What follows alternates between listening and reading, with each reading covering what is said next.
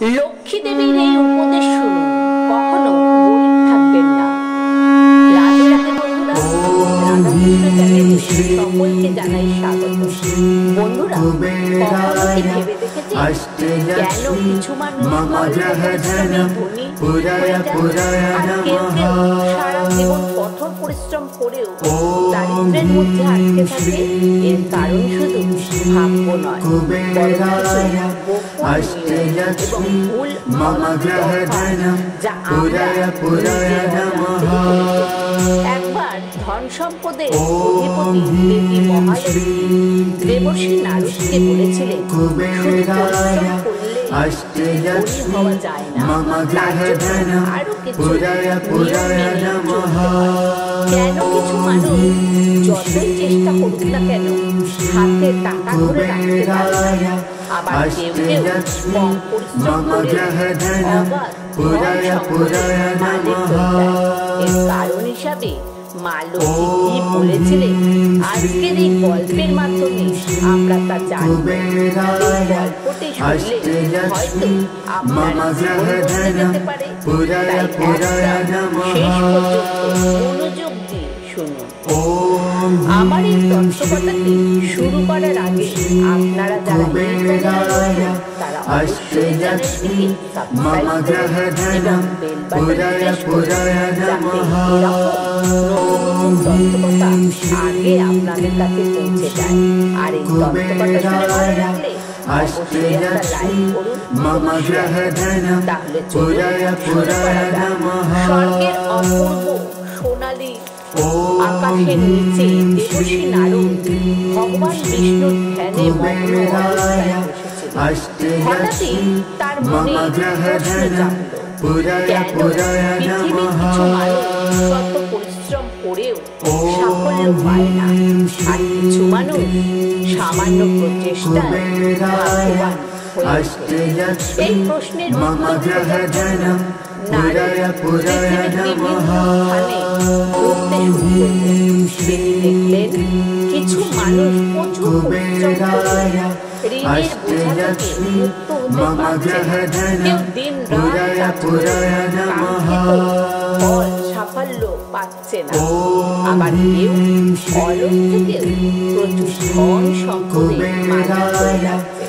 তখন নারদের মনে সন্দেহ হলো, নিশ্চয়ই এই পিছনে কোনো এই রহস্য ভেদ করতে তিনি সরাসরি কৈলাস পর্বতে গেলেন। সেখানে মহাদেব ধ্যানে মগ্ন ছিলেন। কিছুক্ষণ পর শিব ধ্যান শেষ করে নারদের দিকে তাকালেন এবং বললেন, নারদ, তুমি নিশ্চয়ই গুরুত্বপূর্ণ কোনো বিষয় জানতে চাও।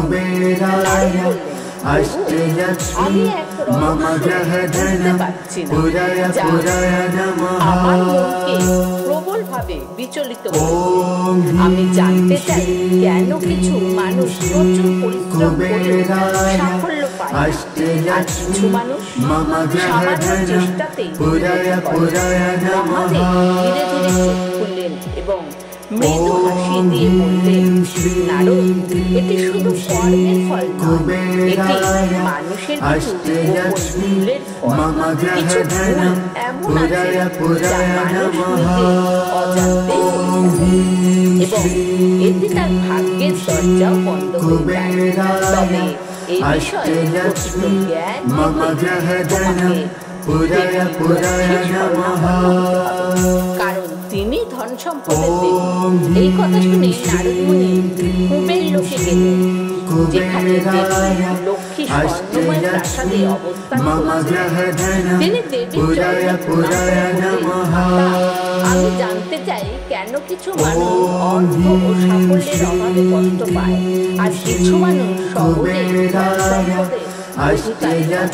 দেবী লক্ষ্মী নারদকে দেখলেন এবং বললেন, নারদ, মানুষের ভাগ্য শুধুমাত্র কঠোর পরিশ্রমে গঠিত হয় না, বরং কিছু বিশেষত্ব মেনে চললে এবং কিছু ভুল সংশোধন করলে ধন সম্পদ সৌভাগ্য তার দিকে ধাবিত হয়।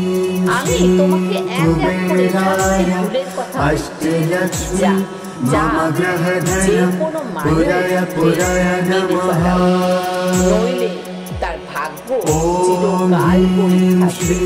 তখন দেবর্ষি নারদ বললেন, মাতা দয়া করে সেই ভুলগুলো সম্পর্কে বিস্তারিত যাতে যে কোনো মানুষই সেই ভুলগুলো সূত্রে নিজের জীবন পরিবর্তন করতে পারে এবং ধন সম্পর্কে নিজের দিকে আকৃষ্ট করতে পারে। তখন মালতী বললেন,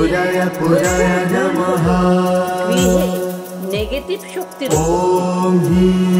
যে ঘরে অশুভ শক্তির অধিপত্য থাকবে সেই ঘরে কখনোই ধন সম্পদ হয় না। তাই ঘরকে নেগেটিভ শক্তি থেকে রক্ষা করতে ভুলেও ঘর অপরিষ্কার রাখবেন এবং সন্ধ্যার সময় ঘর অন্ধকার রাখবেন এবং সন্ধ্যায় আলো জ্বালান।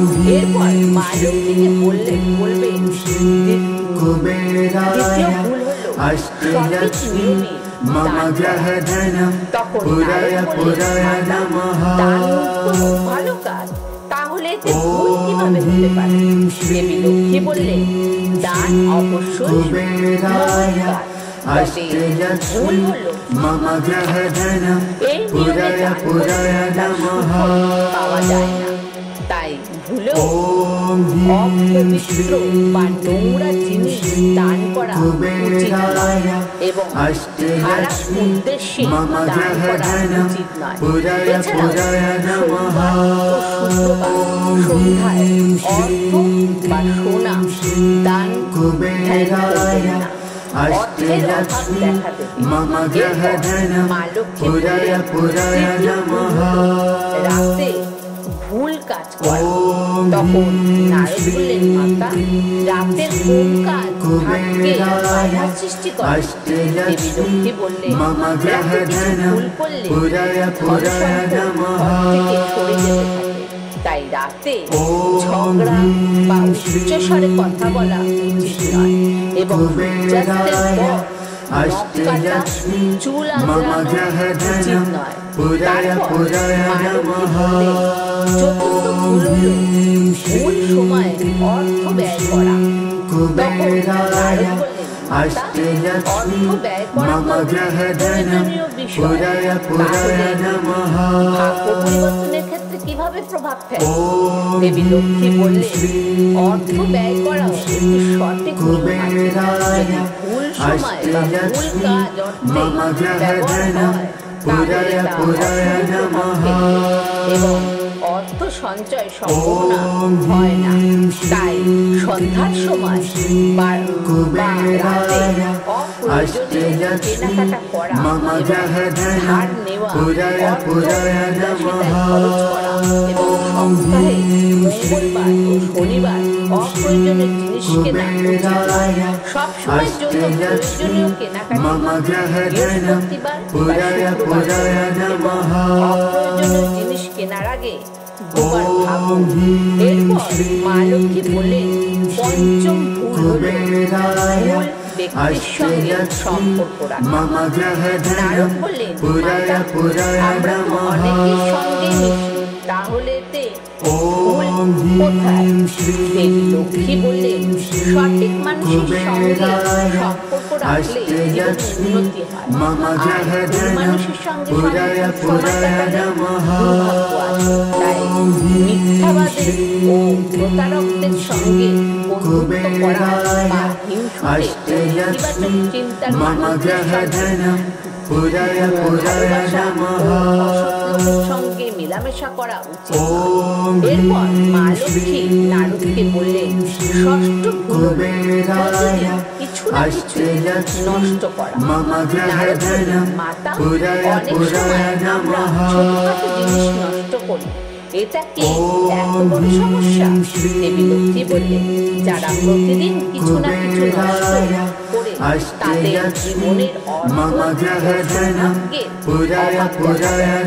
তাই খাবার অপচয় করা, যা অযথা জল নষ্ট করা এবং প্রতিটাকে জিনিস অবহেলা করে ফেলে দেওয়া উচিত না। এরপর মা লক্ষ্মী বললেন, সপ্তম ভুল হলো সকালে অলসতা করা। নারদ বললেন যে মাতা, সকালে অলসতা কিভাবে ভাগ্যের উপর প্রভাব ফেলে। লক্ষ্মী বললেন, ভোরবেলা হচ্ছে দিন শুরু করার শ্রেষ্ঠ সময়। যদি কেউ সকালে অলসতা করে, তার সারা দিন সে সঠিকভাবে কাজ করতে পারবে না, যা তার ভাগ্যকে দুর্বল করে। তাই সূর্য ওঠার পর ঘুমিয়ে থাকা উচিত নয় এবং ঘুম থেকে উঠে অলস হয়ে বসে থাকা উচিত নয়। দেবী লক্ষ্মী নারদ মুনি অভিভূত হলেন এবং তিনি প্রতিজ্ঞা করলেন, এই জ্ঞান তিনি পৃথিবীতে ছড়িয়ে দেবেন, যাতে মানুষ ভাগ্য পরিবর্তনের সঠিক উপায় জানতে পারে। বন্ধুরা, এই গ্রন্থ আমাদের শেখায় শুধু পরিশ্রম করলেই ভাগ্য খুলবে না, আমাদের ভুলগুলো শুধরে নিতে হবে। তাই বন্ধুরা, তথ্যটি শুনে ভালো লাগলে অবশ্যই লাইক করবেন এবং কমেন্টে জয় মা লক্ষ্মী লিখতে ভুলবেন না। ধন্যবাদ।